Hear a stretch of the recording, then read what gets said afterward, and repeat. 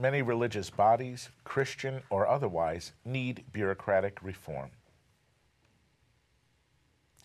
But I'd hate for us to think that the word bureaucrat is a dirty word. The American Religious Town Hall meeting is now in session.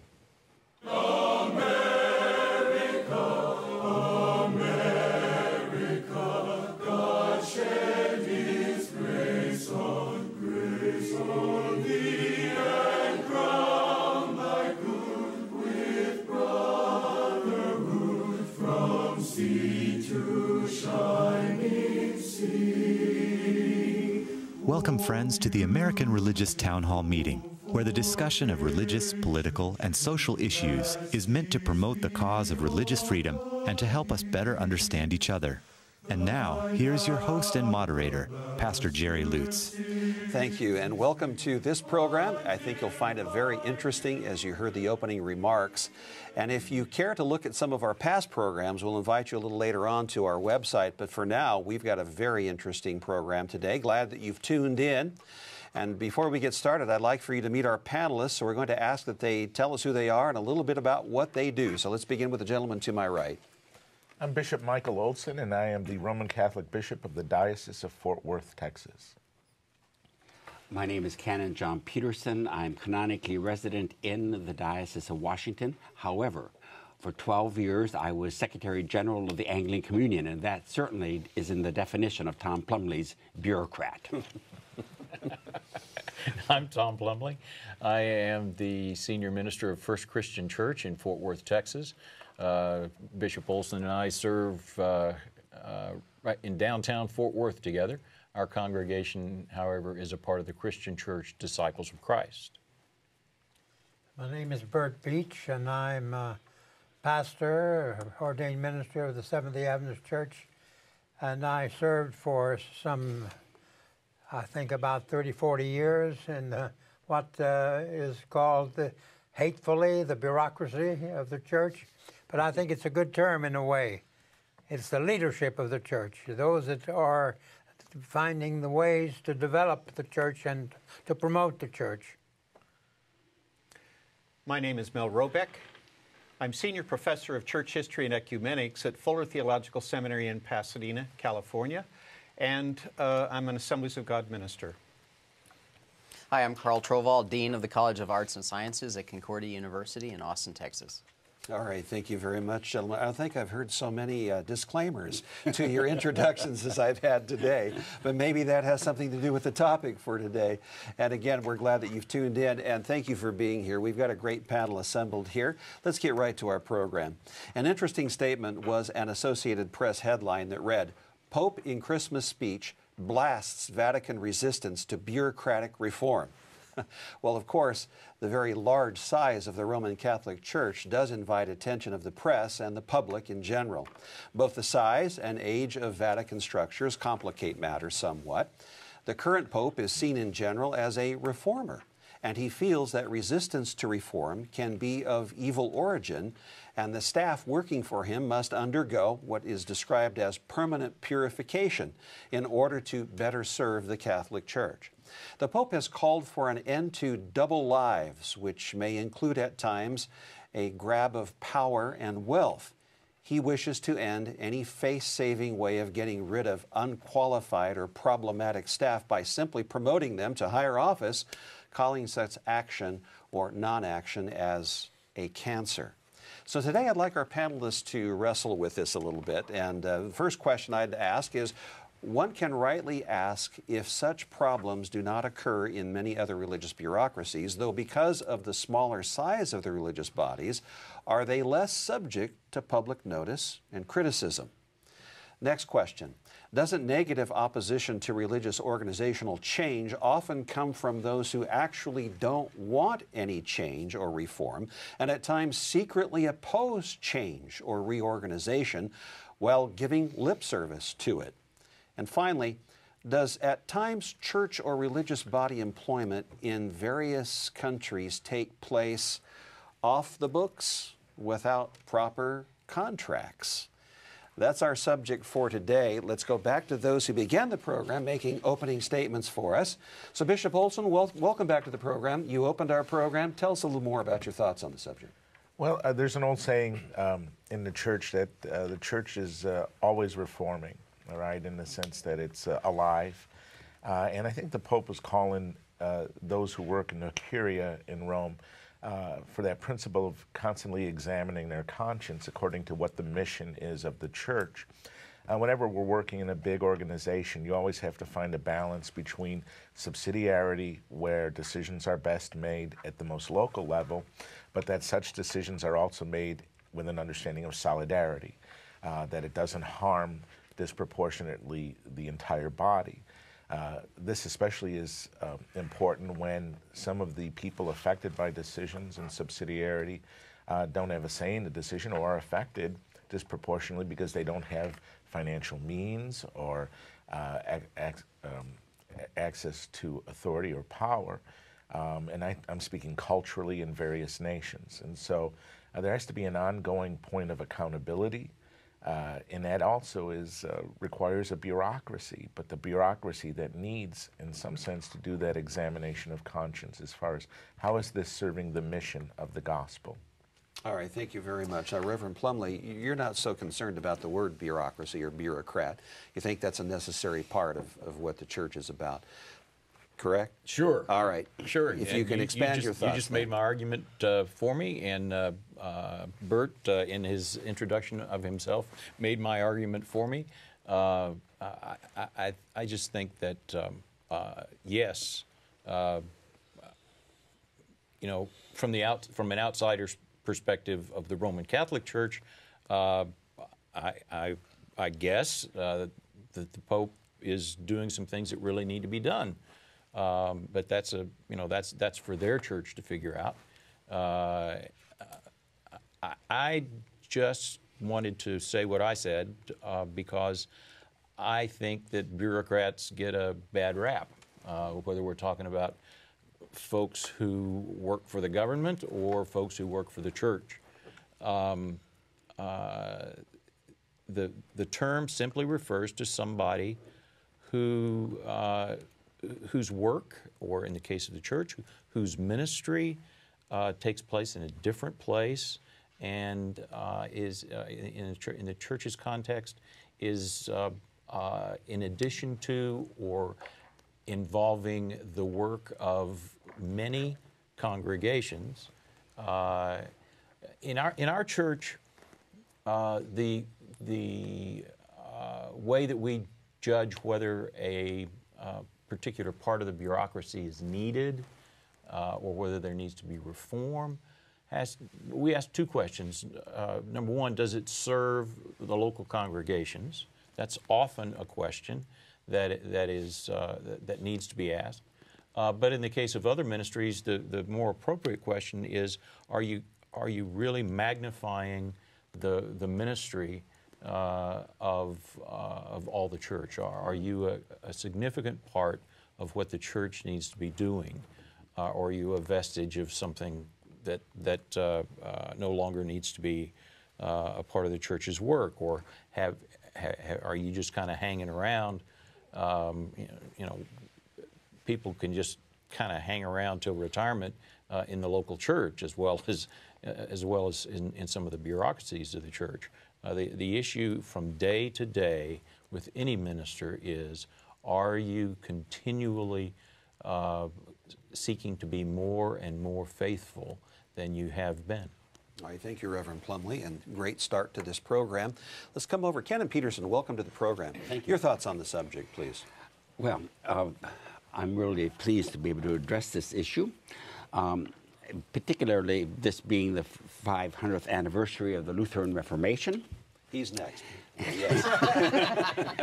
And the Roman Catholic Church does have a reformer as its Pope, without any question.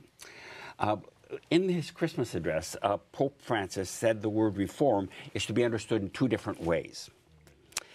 And I'm going to quote both. It has to make the Curia conform, C-O-N-F-O-R-M, conform, to the good news which must be proclaimed joyously and courageously to all, especially to the poor and the least and the outcast. The second one that the Pope spoke about was conforming, C-O-N hyphen forming, F-O-R-M-I-N-G, and supporting the, and listen to this, Roman pontiff in the exercise of his singular, ordinary, full, supreme, immediate, and universal power. Now, I must confess that those of us outside of the Roman Catholic Church Welcome to the club, John. Glad to have you. find these words of supreme power certainly outside of our own traditions. But then the Pope goes on to say that the Church is in need of reform because it is alive. And listen to the wonderful analogy of the Pope. The aim of reform is not ascetic, an effect to improve the looks of the curia, nor can it be understood as a sort of a facelift, making and using makeup and cosmetics to embellish an aging body, nor even as an operation of plastic surgery to take away wrinkles. Dear brothers and sisters, said the Pope, it isn't wrinkles we need to worry about in the Church, but blemishes. Interesting. Thank you for sharing that. As promised, Dr. Troval. Yes, please. Your position. Love that word reform. Love that word reform. There's a paradox always in I think administration. I mean, it's fascinating because you could call it administration too, because and the word administrate means literally to serve, and really the role of all of whether it's a bureaucrat or an administrator, is ultimately in service. And I think that the key here is always to ask the fundamental question in an organization, who are we serving and how are we doing it, and are we doing it effectively? Because the structure of an organization, for the most part, you want to serve the whole purpose of your existence. In the case of the Church, it's the gospel, which was clearly made. That point was clearly made. And but there's whenever you have people who are in power in administrative positions, I mean, I am in a school, you realize how easy it is to bend certain things your way because you have the ability to do that. And so really, you have to put enormous trust in an administrator, and and our bureaucrat. But they're really necessary for the functioning, the good functioning of the Church, any organization. So organization is about structure. Bureaucracy is how the structure works. Yeah. How you actually get from point A to point B. Yeah. Interesting. It's at Concordia. I mean, the bottom line is student success. People ask about structure, and the question is, well, are the students being served? I mean, is this just helping professors out, or the administration, or is it helping the students? Advancing the mission. Yeah. Thank you. Next is Dr. Beach. Dr. Beach, your thoughts, Well, please. I think the older the church gets, the more it has advantages, but also disadvantages. Because it's been that way in the past, it's easy to have people in the church go along with what you're saying in the direction, because that's what is always done. But as people think and see things developing in the church, they realize that with new things and new ages, new inventions coming along and everything, and the whole political situation in the world, cultural situation radically changing, the church is also trying to change. And that becomes more difficult now. As Seventh-day Adventists, we have always thought of ourselves as a reforming church, like the Lutherans out of the Reformation and so forth, as part of reforming. But that's not always easy, because the older you get, the more difficult it becomes. And I also have discovered more and more, if you are trying to lead out in a world church, most churches are national churches in the world. But if you try to lead out in a world church, it becomes more and more difficult. And you need to change because it's not working very well. All right, thank you. Let's come to Dr. Robeck. We haven't heard from you yet, please. Right. When I think about this issue, the first thing that came to my mind as I read through the show outline was what I would call the ancient issue, the debate between charism and institution. It goes right back to the early church. And there have always been the struggle between how much or what is considered to be good institution and what is gone too far and does not allow the freedom of, say, the Holy Spirit to do certain things in a fresh way in bringing about reform and so forth. So I mean, this is an ancient kind of a question. It's not something new. It just happens to be something at this particular time that Pope Francis and actually Pope Benedict before him, and to some extent John Paul II, and certainly the Second Vatican Council and Pope John the 23rd, all of them were committed to the reforming and restoration, in a sense, of the Catholic Church. But I do think that Francis has gotten maybe some bad digs in on him recently. I mean, he came into office, I think, under a mandate to do some changes, to bring about some things that were more consistent with contemporary time, to bring about things that were more consistent with the findings of the Second Vatican Council. There are still people in the church that say, wait a minute, that council went too far, we need to go back, we need to go back. At the same time, he's trying to move forward. But what I hear him saying mostly is, look, we need more transparency. We need to be answerable in a large extent, not just to the bishops, but to the people of God. And we need to get over ourselves, in a sense. No more careerism, no more nepotism, in a sense. You know, we need to understand that ministry is a calling. It's a special calling. It's not a career. And I think what happens is the second you do that, then people start getting nervous about their job security and so forth. And we found that under John the 23rd, when he said, we're going to have a great council of all the bishops, right away, the people in the Curia said, whoa, whoa, whoa, whoa, job security, we've got to stop this. And they did everything they could to obstruct his work. So I look at that and I think, I feel sorry for this guy. He's got a tough job as a bureaucrat, trying to reform this bureaucracy in a positive way. I noticed even just this past week, that posters went up all over Rome condemning him for the way he tried to make some changes, especially with the Knights of Malta and some other groups just a week or so ago. It's a very, very difficult thing for him right now. All right, thank you. Bishop Olson, your further comments, please. I think it's an age-old dynamic, and so I think it's interesting enough because before the conclave, you know, the reports are generally that the reports given from the dicasteries was a pretty clear need that we need internal house cleaning. And he heard all of that. And precisely a lot of those problems developed because John Paul, for many years, had the charism first to go out, and he was everywhere but Rome. All right, and so administration just kind of gets left to the side, and then all of a sudden that in itself develops a need for ministry. I think that's what he's trying to do. I think it's. I think then too, it's just simply again that what is the purpose of administration, and it is a ministry. It is a service. Governance is that one of the ministries is making decisions sometimes and making them well, you know. And I think accountability is an absolute requirement for it. But yet leadership has to be relied upon.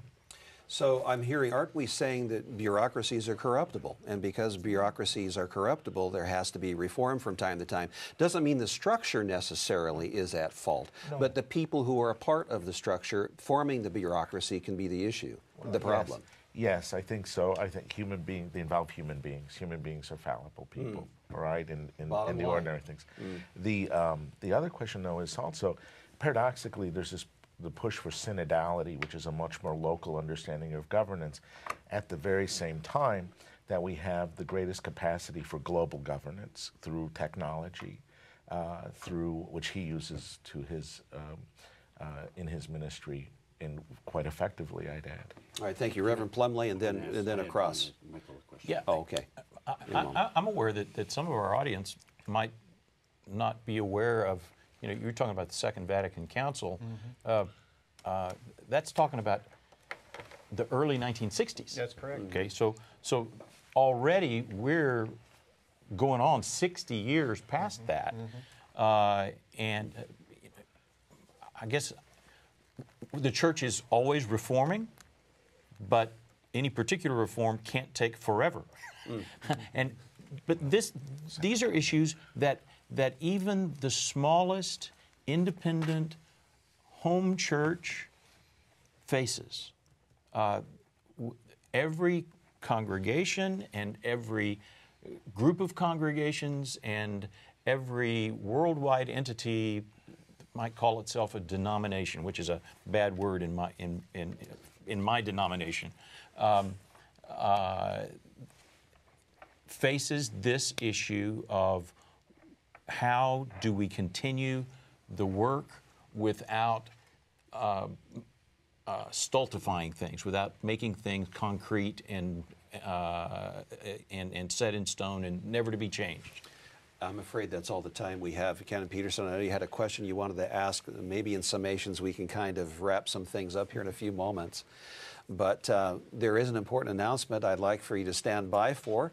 We'll be back in just a few moments for those summations. Thank you, Pastor Lutz. We hope you are enjoying today's program. If you would like to learn more about the American Religious Town Hall, please visit our website at americanreligious.org. That's americanreligious.org. There you can read about the mission and history of the program, learn about the Town Hall estates, and view past programs by clicking the appropriate menu buttons. Each week, Pastor Lutz looks forward to receiving your letters. You may write to him at the address shown on your screen. Send your letters to Pastor Jerry Lutz, American Religious Town Hall Meeting, P.O. Box 180118, Dallas, Texas 75218. That's Pastor Jerry Lutz, American Religious Town Hall Meeting, P.O. Box 180118, Dallas, Texas 75218. Thank you for writing, and thank you for watching. And now, back to you, Pastor Lutz, and today's closing statements. Thank you, Mark, and I welcome you back to this part of the program. We're so glad that you've tuned in today. I hope you have found this interesting and come back again next time. We're going to hear our summations from the panelists just now. Let's begin with Bishop Olson. You're first. Stewardship of resources, administration, governance, pastoral leadership involves mechanisms or policies and ways of making decisions and making them well. Transparency, accountability are factors involved in that as well. We should always examine our consciences, be aware of how our service does contribute to the attainment of the mission entrusted to us. Thank you very much. Now, Reverend Plumley, your summation, please. The world of administration is simply the world of getting along, continuing. Religion cannot, is always institutional.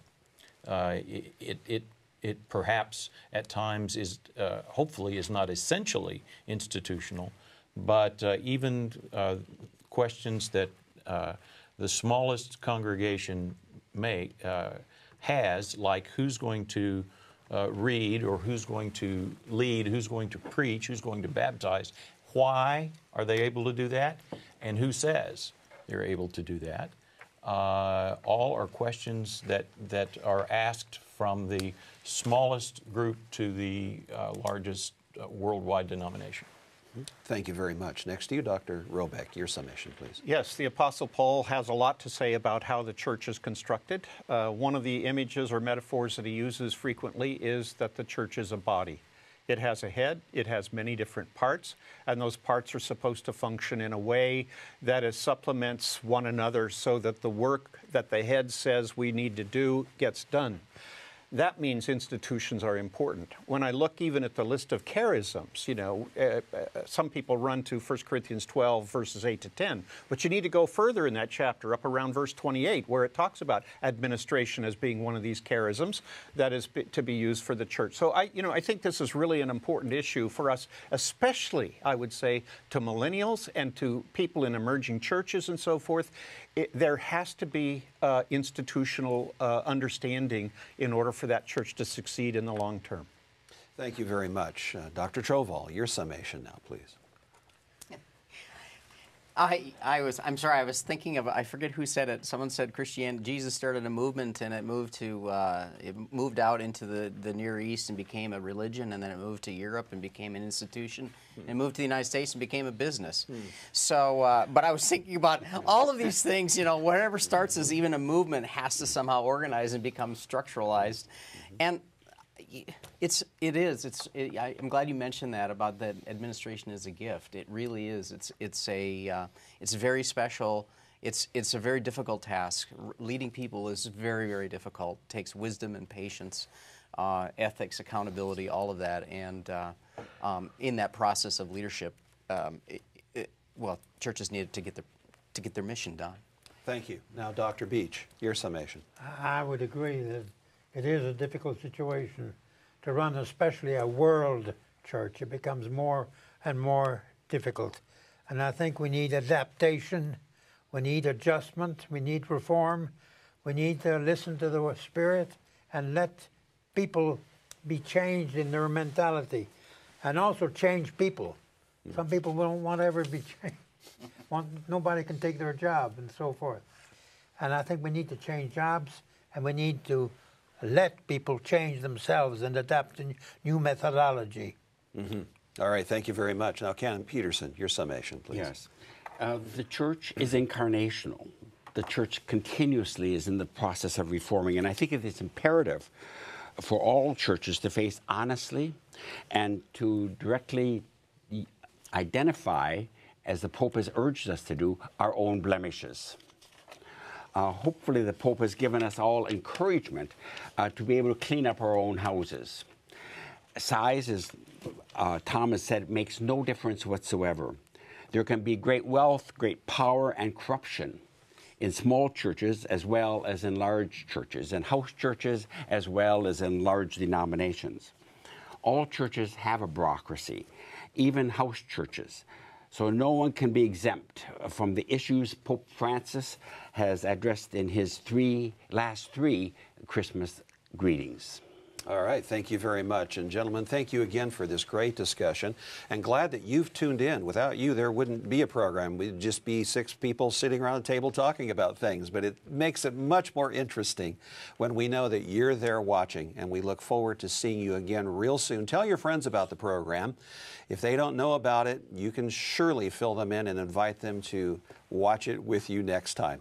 But for now, the Charter of the American Religious Town Hall provides that Roman Catholics, Protestants, Jews, educators, and others may appear on this program and can declare their beliefs without hesitancy.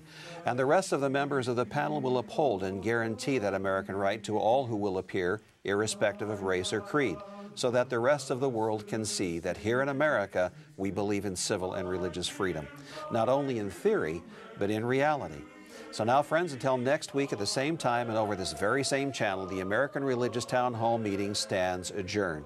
And may the God of all of us bless all of you.